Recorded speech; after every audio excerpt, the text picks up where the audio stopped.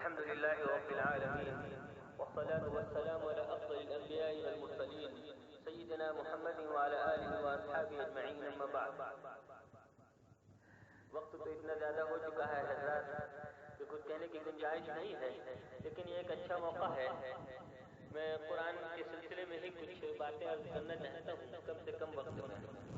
قرآن کریم مختلف حیثیتوں سے ایک معجزانہ کتاب ہے. وہ اس کا اعجاز ہر پہلو سے ہے، لیکن ایک خاص پہلو جو ہے اس کا، جیسے کہ مولانا نے بیان فرمایا کہ اعجاز ہے.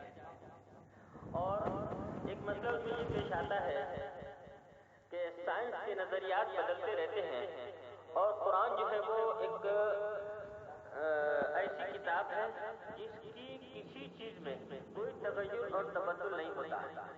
یہ ایک ایسا مسئلہ ہے جو بعض وقت علماء کرام کو پریشان کر دیتا ہے. ایک نظریہ آج قائم ہوا اور کل وہ نظریہ ٹوٹ جاتا ہے. آج ہم نے اس نظریے کی تائید کی اور قرآن سے اس کو ثابت کیا. کل جب وہ نظریہ ٹوٹ جائے گا تو ہم کیا کریں گے؟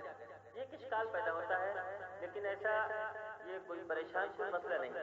قرآن کا ایک علمی اعجاز جو ہے اس نے اس کی بھی ایک راہ نکالی. قرآن کے الفاظ اور قرآن کی تعبیرات جو ہیں وہ قیامت تک کے لیے موجود ہیں. جب نیا نظریہ پیش آتا ہے تو اس صورت میں ہم پھر اس آیت پر غور کریں گے اور ہم دیکھیں گے کہ قرآن کے الفاظ اس نئے نظریے کی بھی تائید کرتے ہیں، تاکہ سائنس جو ہے اپنے ایک ایسی چیز پر پہنچ جائے، اپنی انتہا پر پہنچ جائے. جب وہ اپنی انتہا پر پہنچے گی تو قرآنی حقائق کی تصدیق کرے گی. جیسے اس کی مثال دیتے ہیں، قرآن میں آیا ہے وَيَعْلَمُ مَا فِي الْأَرْحَامِ، کہ اللہ تعالیٰ جو ہے وہ رحم مادر میں جو کچھ لڑکا ہے یا لڑکی یا جو ہے وہ جانتا ہے. اب اس میں اور یہ ایسا علم ہے کہ جو اللہ کے ساتھ خاص ہے.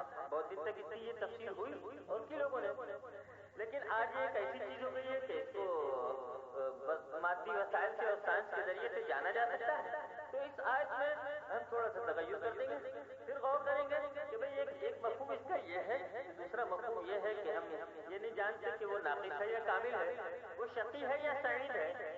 تو اس طرح اور بھی جو جہاں جہاں قرآن کے اندر اس طرح کی آیات ہیں اور جہاں پہ اس طرح کی چیزیں پیش آتی ہیں، اس میں ہم تھوڑی سی نئے سرے سے پھر غور کر کے اس کا ہم دونوں قرآنی آیت اور سائنس کے نظریے کے درمیان تطبیق دے سکتے ہیں. اور اس طور پر دے سکتے ہیں کہ قرآن کے اوپر کوئی حرف نہیں آئے گا، اس لیے کہ جو چیز غلط ثابت ہو رہی ہے وہ ہمارا ثابت نظریہ ہے، نہ کہ قرآن کی آیت. اس لیے کہ قرآن کی آیت آج کے جب اس پہ دوبارہ ہم غور کریں گے تو جو الفاظ وہاں پر استعمال ہوئے ہیں اس میں کوئی تغیر نہیں کرنا پڑتا ہے.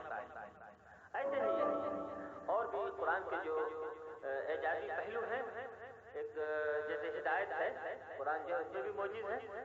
وہ بعض وقت جس چیز کو سمجھانا چاہتا ہے اور انسان کے دل میں اتارنا چاہتا ہے وہ ایسے انداز سے لاتا ہے، ابتدا اس کی ایسے کرتا ہے کہ انسان جو ہے مجبور ہو جاتا ہے قرآن کی اس بات کو ماننے پر. مثال کے طور پر آپ نے واقعہ کو سب نے پڑھا ہے اور ہم اس میں جانتے ہیں کہ حضرت صدیق اکبر رضی اللہ تعالیٰ عنہ کے ایک رشتے دار تھے، قصہ بھی ایسا تھا. ان کے اوپر ایک وہ بھی اس میں شریک ہو گئے تھے، متاثر ہو گئے تھے منافقین سے اور انہوں نے بھی کچھ پروپیگنڈے میں حصہ لے لیا. جب بادل چھٹے، قرآنی آیت اتری، اس کے بعد صدیق اکبر رضی اللہ تعالیٰ عنہ کے اوپر بھی اثر پڑا اور وہ ان کے اوپر مستقل خرچہ کرتے رہے. غریب آدمی تھے، کچھ کما نہیں سکتے تھے، تو انہوں نے کہا اب کبھی ان کے اوپر کوئی پیسہ نہیں خرچ. اللہ تعالیٰ نے قرآن کی جو آیت اتاری ہے ایسے موقع پر وَلْيَعْفُوا وَلْيَصْفَحُوا وَلَا تُحِبُّونَ أَن يَغْفِرَ اللَّهُ لَكُمْ وَاللَّهُ غَفُورٌ رَحِيمٌ، کہ اس میں اوپر سے قرآن نے پہلے کبھی چاہیے کہ یہ معاف دل سے نکالتے ہیں اور اس کے بعد نفسیات کو ابھارتی ہے. کیا تم یہ نہیں چاہتے کہ اللہ تعالیٰ تم کو معاف کر دے؟ أَلَا تُحِبُّونَ أَن يَغْفِرَ اللَّهُ لَكُمْ وَاللَّهُ غَفُورٌ رَحِيمٌ.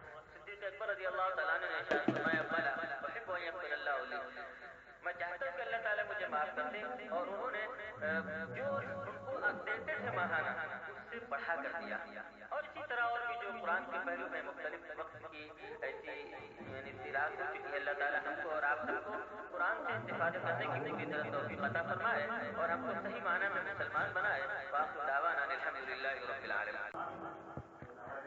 بسم اللہ الرحمن الرحیم. الحمد للہ رب العالمین والصلاة والسلام على أفضل الأنبياء والمرسلين سيدنا محمد وعلى آله وأصحابه أجمعين. أما بعد.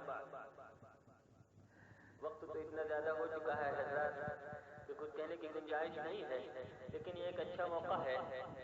میں قرآن کے سلسلے میں ہی کچھ باتیں عرض کرنا چاہتا ہوں کم سے کم وقت میں.